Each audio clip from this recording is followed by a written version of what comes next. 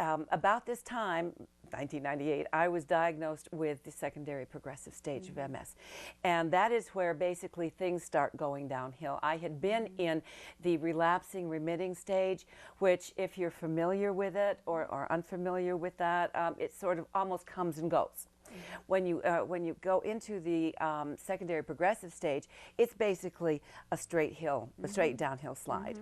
And you know, keep in mind, even though I'm making all these references, I am no doctor. This is just what I've researched and experienced, and what the medical profession has told me. But anyway, you know, just telling you my experience, the MS just exploded. It just exploded in my body, and every symptom that was magnified. It was, you know, times 10 and then some, and here they all came to the point, Margie, where I was literally, it was lightning fast, and I couldn't walk anymore, and I had been on a cane, but I just couldn't walk. Yeah. And I wound up. Even with the cane? No, ma'am, not even with a cane. Cane, walker, no. No, I mean, it was gone. And so I was bedridden half the time. That's where it went. I was bedridden half the time.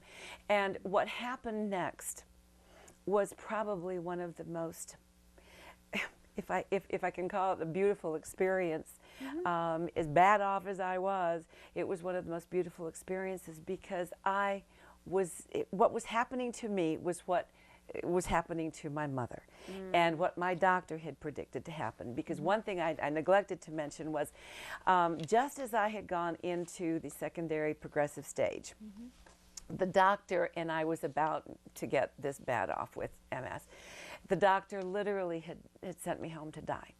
And I will never forget his words. They are branded in my mind. And the doctor said to me, Sue Ellen, I want you to go home and get your affairs in order, because there is nothing more I can do for you.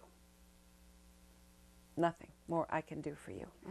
And, you know, I didn't believe him. I believed him, but I believed in God. And I know, as I've said time and time again, you know, God knows the time better than we do. That's right. And we are, you know, sometimes we don't have anything to say about it. That's right. And as I lay there on my deathbed, and I'm telling you, he had told me I was dying. I did not have that much longer left to live, he said. Now, remember the promise I made to Jesus back at La Milagro. And I remembered that, you know, I nearly died, or I could have died easily on that cold night from hypothermia, being laid out paralyzed on the floor. That was my first miracle. And again, I remembered that, and I prayed, and I said, Lord, here I am. If it's my time to go, so be it.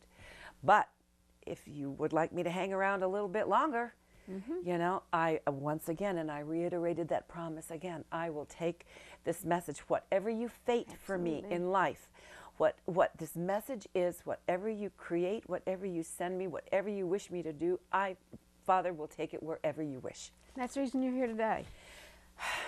Yes. And you're telling all these people, all our viewers, all about it, because you made a promise to God. I made a promise to God, and I intend to keep it until I do take my last breath.